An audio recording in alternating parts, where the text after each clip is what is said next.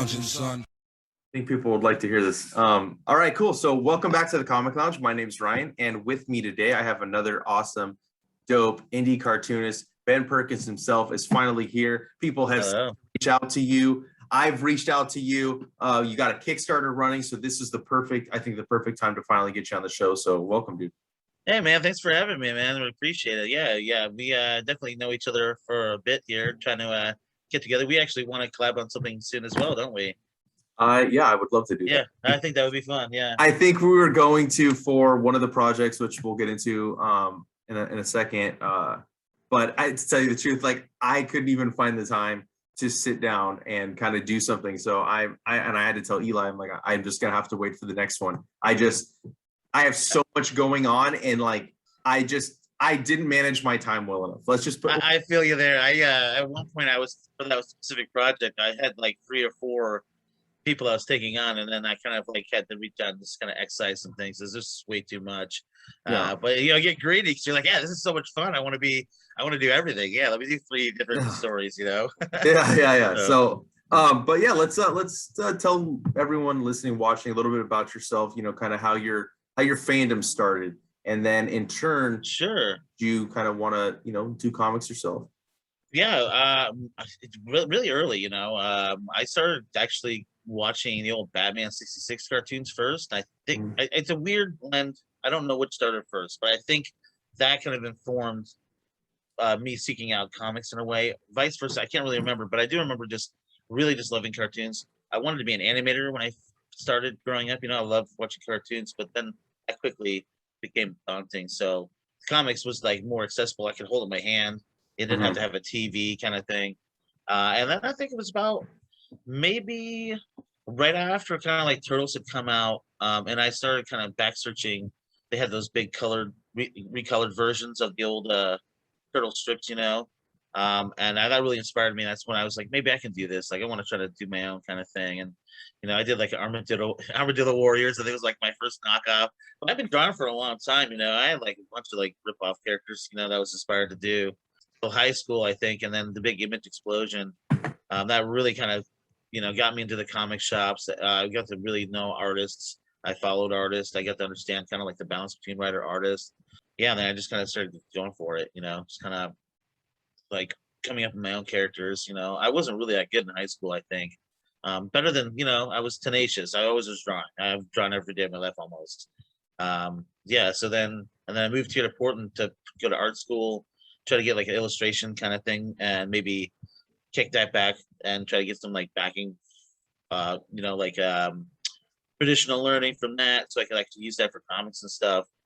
And then I just kind of quit school. I started finding people that wanted to do comics that would pay me out of pocket, and that's kind of what I was doing in Portland for 20 years. And then the big, huge comic boom in Portland happened like kind of around me, but I was in no way absorbed by that, and I wasn't like I was keeping myself from it. Like, there's a really, really huge comic community in Portland now, but I saw it grow from when it was like in the basement of like the Rose Quarter, where they had the ice rinks, where it smells horrible, and people are just like trying to get rid of their comic collection.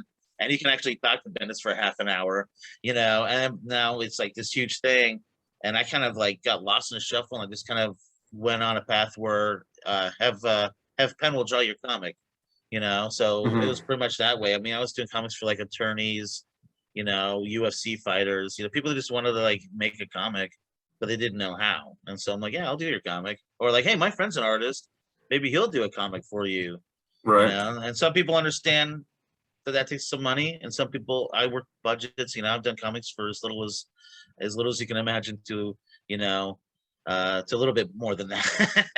Yeah, for sure. So yeah, I've been kind of just working in the background, just helping people's dreams come true, and just kind of really just sharpening my skills. Maybe I think subconsciously I didn't feel I was ready to like kind of do my own thing. I didn't feel confident myself, but yeah. Well, let me tell you, I think I've already told you before. I'm sure we're both members in the, you know, kayfabe ringside. Sure. That's how I met you. I've been telling you, dude, bro, you're fucking talented. You know what I mean? Like, I really appreciate that. And I live quite fair. I do prefer the term skilled over talented. Okay, I don't know, you're very skilled. You're a very skilled artist. Yeah. I mean, you see these paintings behind me. That's my wife. They're gorgeous. Like, yeah, every video I kind of marvel at them. They're very, very strong, very strong. Yeah. So, you know, I get I get the artist mentality where you guys are your worst critic for sure, by far. I mean, Sure. I'm like, I don't even see what's wrong with something, but she'll be like, no, it's not done. It's not ready. And then she does it. I'm like, okay, I guess I kind of see. Well, I think that kind of helps too, because now I've become a little less precious over the art, a little bit more confident, and it's more of a turn 'em and burn 'em mentality. Like, as a cartoonist, you really can't rest on your laurels. You know, Right. famously, you know, a lot of people say you're only as good as your last comic, and my goal is I even micromanage that. To like, I'm only as good as my last page. So I Mhm. want every page to be as like as dynamic or as intentional.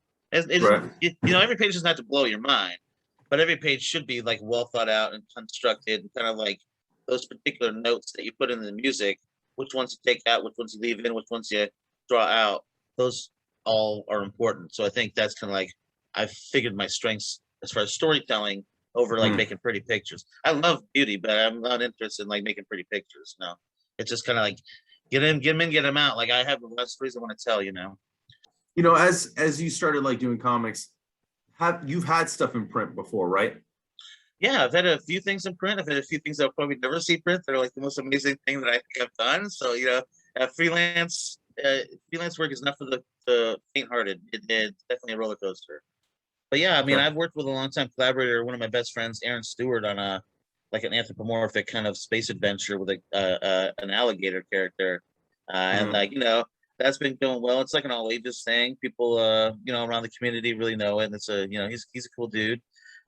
So yeah, but not you know like it's hard to find stuff of mine in print. You know, from because it's just I give it to these people and then they either decide to make it or not, you know, and I don't know how far it goes, you know. And some Right. people, well, I'll do a whole book. I've done it twice over for people. I've done a whole book for people, and then they hire another artist, and then you know they don't ever use my work. So hey, I got paid. My electricity was I got paid. I was able to eat Yeah. that month.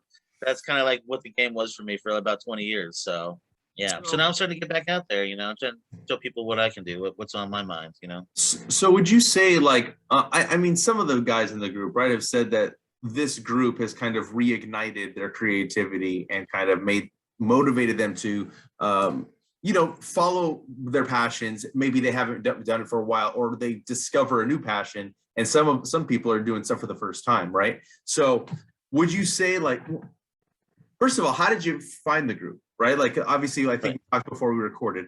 You saw the kayfabe channel with the Wizard magazines. I love Yeah. Wizard So as a kid. Growing as an basically, adult, I know that it's not the business, but right. Well, it was really interesting. Like these guys, like literally dissecting like a frog. You know, like every page of these things, I would voraciously consume them. That was like my favorite thing to come out every month. You know, when I same. get that poly bag and like what card did it come with, all that kind of stuff. And then you look back and you're like, man, that was gimmicky as shit. Like I was rope doped and all of that. You know, and I didn't see Yep. behind the scenes. Like they can pick apart. Like, hey, they had this article for this thing. Well, hey, look at the convenient ad that's right next to it. You know, like Yeah. I get the game now. But for me, yeah, so it was those videos, and then like you know, I'm an old man, so I like do Facebook primarily, and I would see the ringside thing pop up as far as like a group you might be interested in, and then a couple others like that make more comics, you know, kind of got me charged, and it wasn't kind of any reignition for me. I've always had that fire. I've always wanted to make comics. I've always wanted to tell stories in comic format. It's my passion. It's what I spent my whole life doing. I feel I'm pretty good at it. Um, so it was more finding a community that was like really kind of championing the things I was putting up. It was kind of it took me a while before I posted any art, and before I realized I could post art. And I'm like, oh, Mhm. people are sharing art. Maybe I can share something and see what kind of response I get, just to see because like I came at the right time. It was the middle of quarantine. I wasn't being social. I'm a very social person, so I was really depressed and I didn't lose anything art wise. It was just like a struggle to like, you know, I wasn't able to share it, you know, and I didn't know, you know, I was on DeviantArt, but that kind of dead space now. I wasn't really into Instagram yet.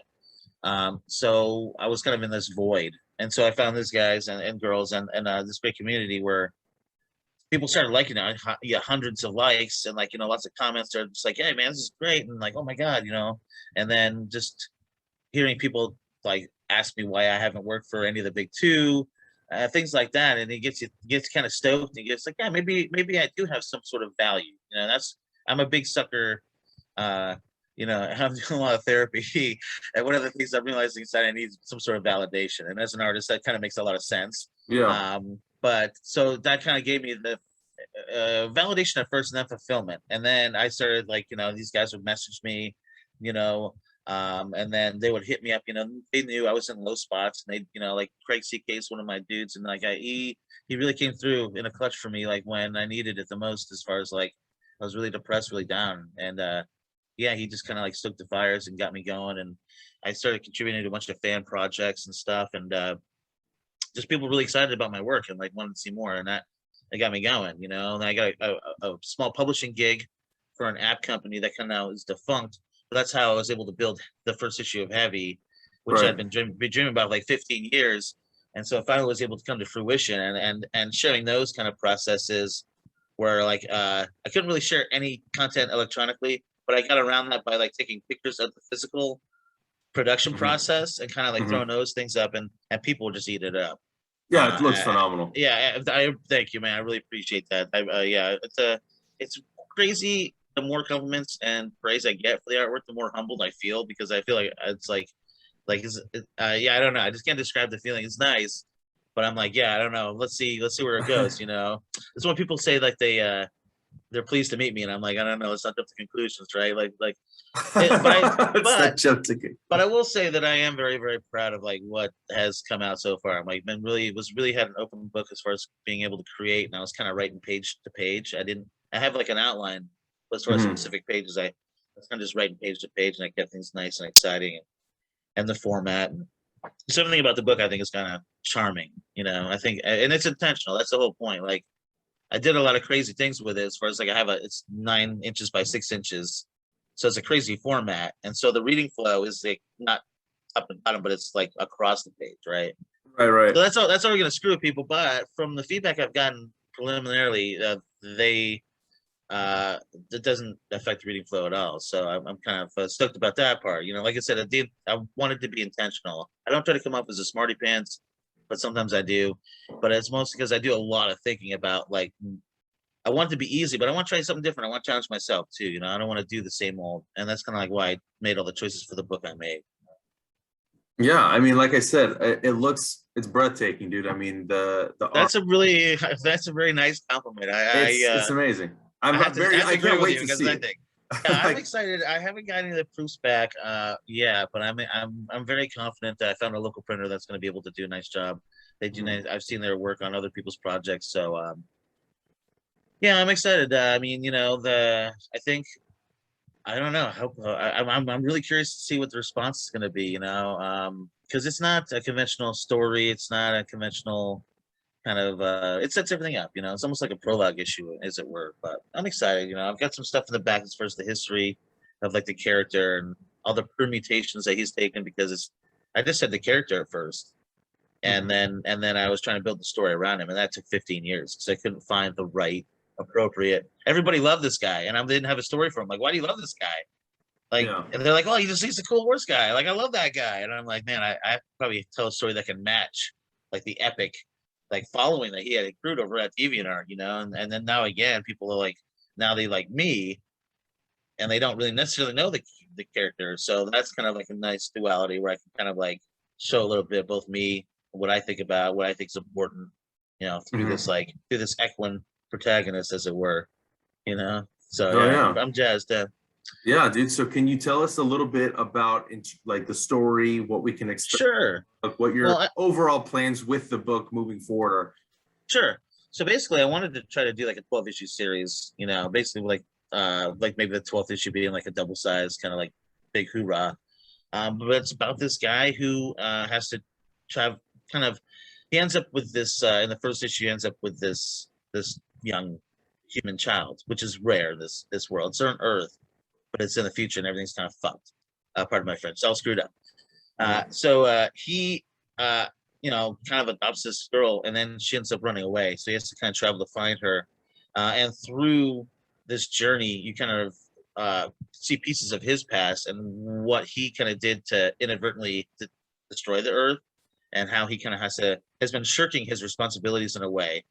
The whole thing is a metaphor for like, just ownership of your responsibilities and kind of like, he's an estranged brother that comes into play halfway through the series.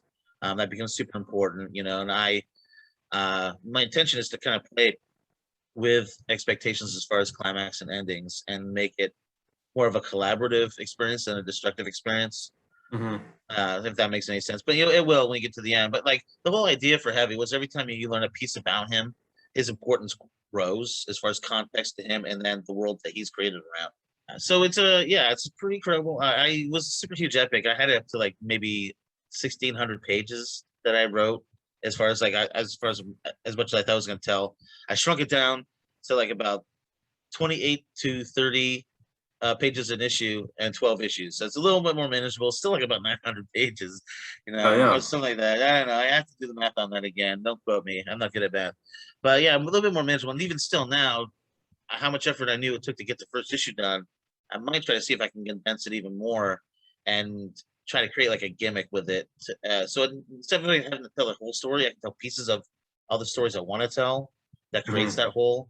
Kind of like Jim Rugg's Aphrodisiac is kind of the inspiration, where he took this one character and kind of like shuffled him through the ages and genres and like production styles of like this one character and what different kind of versions of that one character would be. But I don't want to kind of take that idea. It's already been done, but something similar to that, But Okay. yeah, I've been thinking about this for a long time, and I just want to get it out. So basically, that's why I want to kind of test it with the first issue. I don't know if it will be that 12 issues. That's my goal. But again, the work is long and it's daunting, and I have a lot of other stories and gimmicks and stuff that I'm excited, to take on. So, if the response to this is good, maybe I can figure out a way to like collect it into like a one shot kind of thing. It's like an OGN type of deal. Right. Yeah, but So we'll how see. much of it do you have done? Like the first issue's done, right? I mean, like. I have the first issue done. Oh, I have everything kind of scored out. Like I know exactly where I'm ending up. I know all the beats. Like I know all what 12 issues are going to be. And that took like 3 days for me to like condense down. I have little index cards that tells me what issue is going to contain. Like I have like a Mad Max kind of issue. I have an issue where we go back in time and we see him as like an Iron Man type of character. His name is the Chariot, and he gets hired by the government to kind of do this whole thing, and that's kind of like where all the spills out of control for him. I may tell you more, but I'd be spoiling it. I mean, I totally forgot the question. I was just saying, how much do you have done? Oh yeah, so I have all that done. I have everything I need to know as far as like I can tell you what number issue is going to be what. I currently have the first issue done and half the second issue. So and that kind of like leads into our main antagonist a little bit. Um, yeah, and it takes place. It's a 5-year jump too. So we see Atanya, who's the little girl in the first issue. You see her about like 10 years old. They go to a market, and the whole thing is humans are very rare. And the our villain is after a human child because he needs it to necessitate his plans. So he's scouring the rest of the Starred Earth for any remaining female human children. And so Heavy's got a female human child, so obviously there's Okay. going to be a conflict there. Oh man, So this yeah, is awesome, dude. I can't wait to fucking. yeah. Does it sound exciting? Or does it Yeah, sound like cheesy? I want to read this fucking book. Like Okay, man. I'm very Yeah, excited. like I said, I thought a lot about it, so I really think it like just me thinking about it so much. I think it'll be pretty fun. And Yeah. yeah, I just hope it's engaging. My whole goal is to kind of like just create the world and just have the world kind of like suck you in. And my it's kind of like that quote when Mignola created Hellboy. He's like, I just wanted the book where I could just draw monsters all the time, stuff like that. Mhm. And I like designing crazy blobby alien type creatures and like thing. So that was another reason, kind of a angle where I had to create a story Mhm. that necessitated me drawing all these crazy creatures. And then I just one day I kind of came upon me. I'm like, okay, that makes sense. Like I can write that. And then it just became more of this like epic yarn because of that. So it's kind of interesting. It's been an interesting process, that's for sure. And what was the decision behind Kickstarter? Are you going to continue to do Kickstarter after the first issue? Well, What? yeah, that's a great question. So I was scared of Kickstarter for a long, long time. I didn't know how involved it was. And I don't know what I'm doing. I'm still trying to figure it out as I go. Fortunately, they have a really great system for you to use to be able to set it up, and they kind of help you along the way. and I did a lot of learning too in the tutorials. I don't want to go anything cold. Mhm. So that was kayfabe community, certainly the ringside seaters there. What was happening is I saw other people's campaigns flowing through, and I would check them out, and I was backing a lot, and I was getting the stuff back, and so I was like, yeah, this is kind of a viable self-publishing kind of vehicle. I talked to a former submissions editor, Dark Horse, because I was, just kind of shopping my art around, trying to see what the response would be there on the professional side. Positive response, but he intimated to me like artists making page rates and things like that are kind of a thing of the past. Not a lot of people do it anymore, and that was my bread and butter for a long time. So I was making a living. Now that that's not happening, and it's few and far between, the decision I made was to let's see what a Kickstarter could do. Let's see if I could generate a goal. Let's keep it manageable. I kept my goal about $4,000. Currently, I'm funded. I'm actually like 120%, so that's great. But I would like to have more backers. I like to have more than 100 people have the book. I'd like to have at least like what I budgeted for was about 300, and just get the word out. And it'd be great if I could get more, but that was the decision. I just realized that I was proof. I was buying people's books that they put their heart and soul into, and mailed it out of their house. So I realized that I can do that. Am I lagging? A little bit, yeah. Yeah, sorry, I might be overheating. My computer sucks. Anyway, so yeah, I wanted to make sure people could get the book, and so that was like the best option that I had to do that. Like, what are the plans? You've done the Kickstarter for the first one, but are you planning to continue doing it that way? Would you just kind of use the funds from number one to funnel that into two and make your own stuff and kind of sell it? Maybe. Yeah, that's the kind of where I'm at right now. I'm like I said, I want to see how this does first. And like I said, with only like 100 or so backers, it's great. I'm super stoked. But I want more people to know about it so I can see if it proves itself. But I think most likely, asking people to sign up for 12 issues is a lot.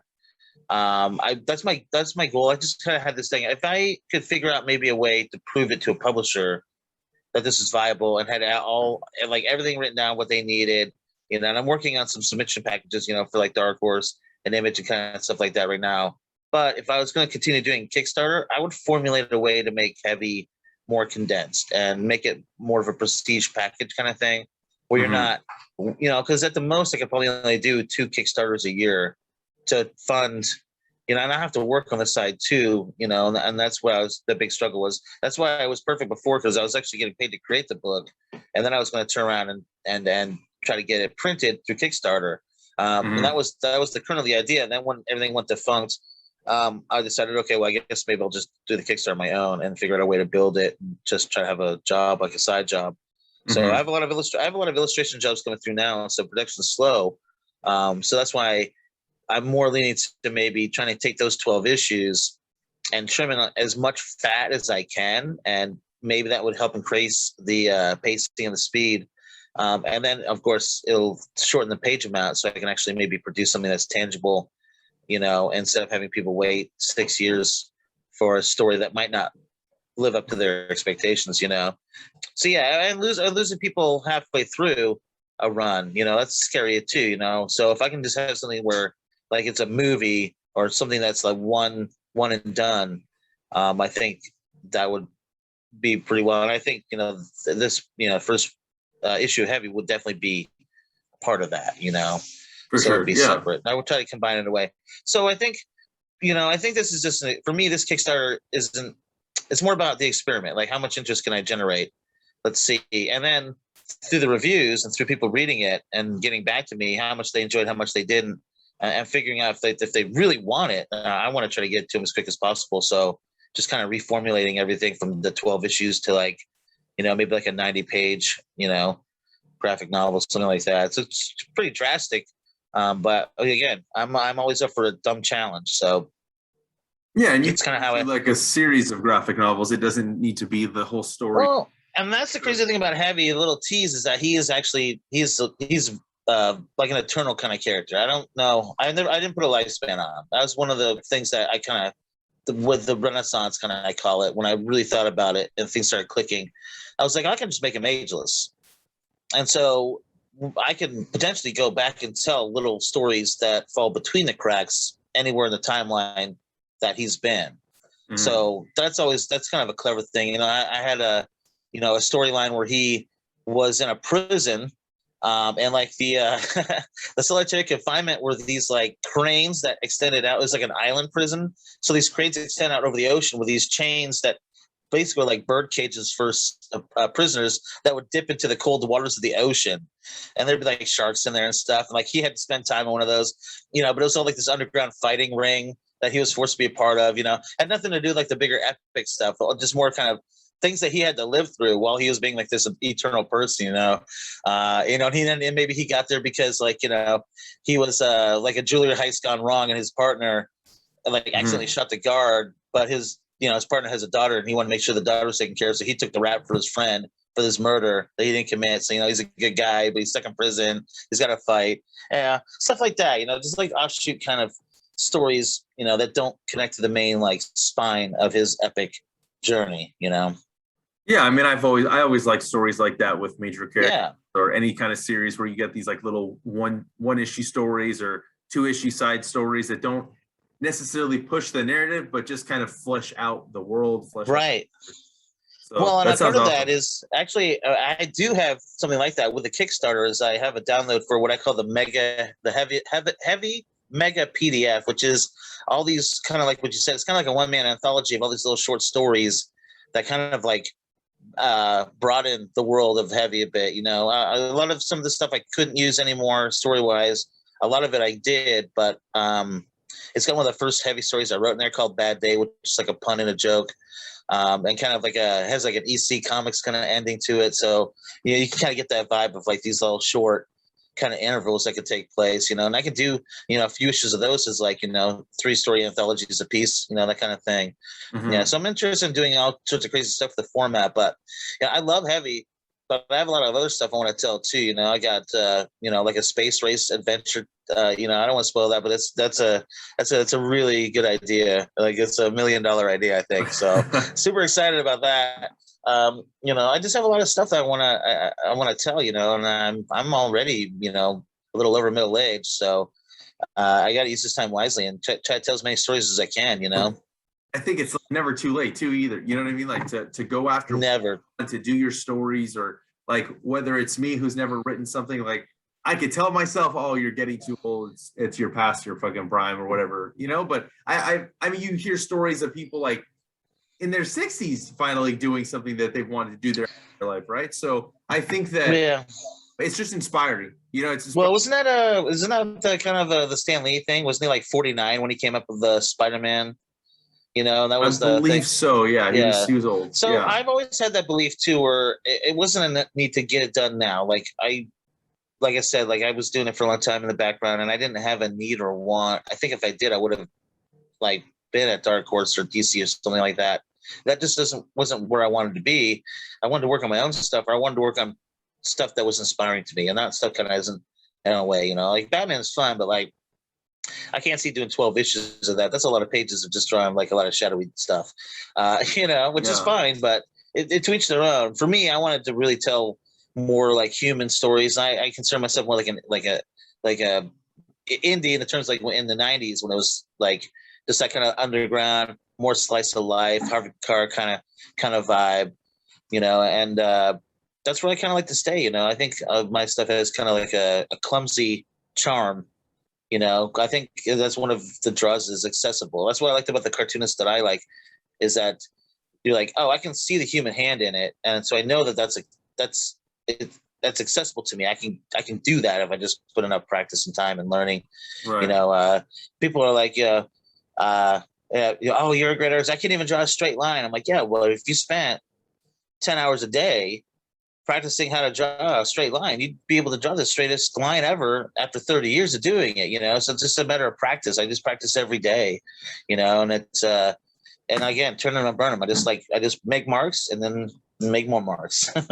Yeah, I mean, I did that, but you're downplaying the a little bit, but that's fine. Well, I just feel it's easy enough for people to like I tell people, I'm like, yeah, you can go learn it too. They actually they build schools to teach you how to draw.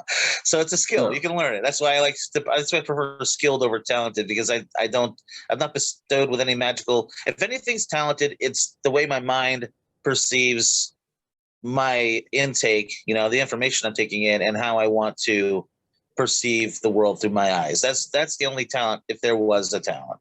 And Okay. anything else is just like, you just put in the time, you put in the learning, you learn from the people who are better than you, and hopefully you can get something that's quasi satisfying for you when you get done. And that's the curse of a cartoonist, is like every drawing's like, man, I could have done that a little bit better, but it's okay. The next one, it's like Ed Wood, that drawing's crap. Well, my next one will be better. Yeah, for sure. Yeah. So besides Heavy, I know you said you got a lot of ideas of stuff that you want to get to, but what other projects are you currently working on, or that you kind of have that you maybe want to shift to the forefront instead of devoting just like all of it to Heavy? Sure. The Weapon X book just came out, so that's kind of I think I have a few pages in there, and I think I lettered a few other pages. So that's something I'm super proud to be a part of. They get the 1963 annual that's going to be coming up, which is kind of a fun fan project. I was asked to do. I don't know if I'm doing the book. I know I'm doing the first story. I'm doing the lead-in story. So the story that kind of like sets everything up, which is a huge honor. And I'm proud of those pages too. Played out on a funky format for those. I have a secret project I'm doing with a few people that are of a worthy note I can't really speak to. So I don't know why people brought that up. Batman '89, that's a new fanzine that came out and popped up. So Manny Gomez, we're going to be doing the story of Johnny Bags. What happened to Johnny Bags? He just didn't get tripped and took a walk off a roof. All right. Oh yeah. And there's a reason why there's no blood in the body. I'll just say that's so that's going to be a good story to tell.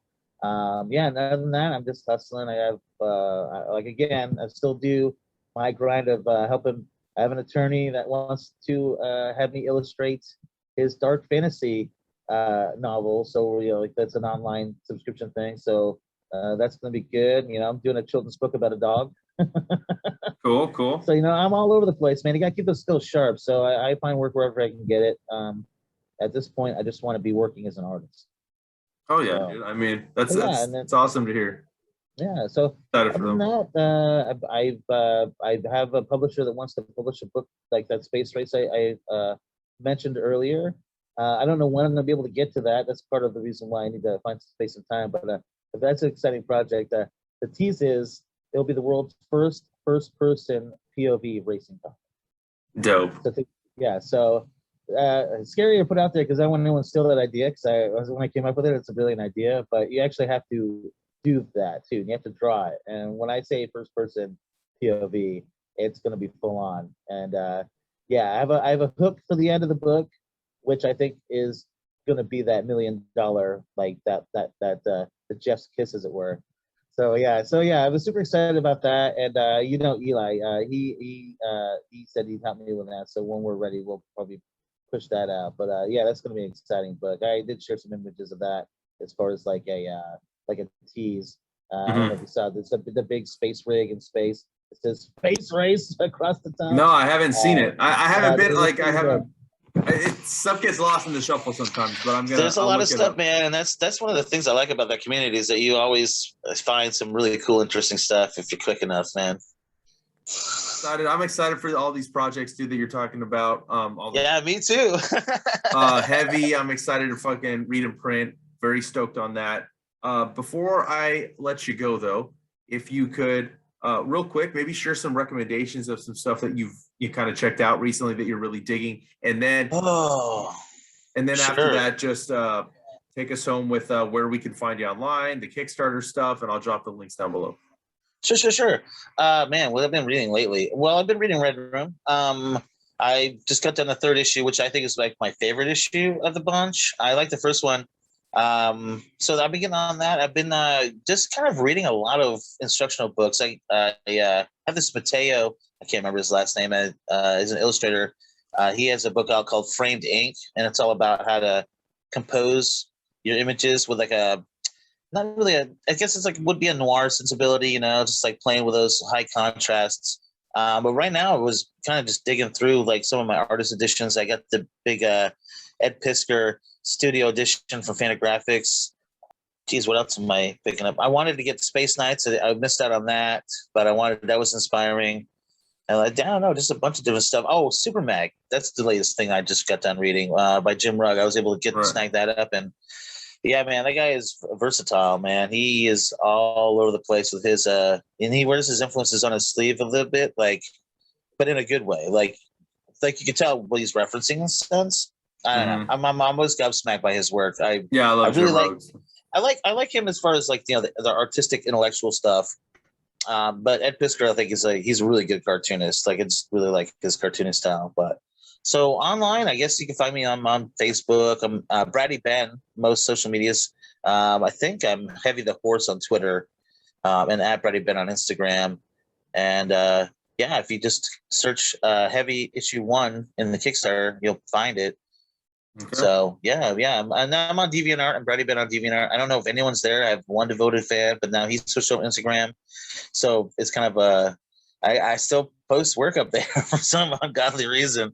Yeah. But I may be forced to habit. I mean, I think I have like about 4,000 images on there or something. I've been doing it for 15 years. I can't let it go.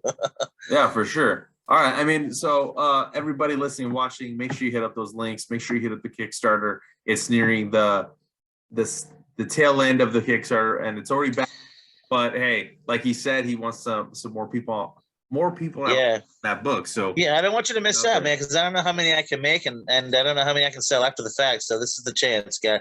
Jump on it now. Yeah, don't be one of the unlucky people that's like, oh, I'll just wait till after the Kickstarter. Yeah, I would hate for anyone to feel unlucky if they missed out, because but I like the fact that people would feel lucky to have it. So that's great too. Yeah, hell yeah, dude. And like I said before, I'm fucking stoked about it. I'm stoked we finally got to. I appreciate that, man. Thank you. Comics. Thanks again. And definitely we'll do another one of these when some of those mystery projects you're talking about. Yeah, exciting stuff. Yeah, I'd love to, man. I'd love to. Thank you so much.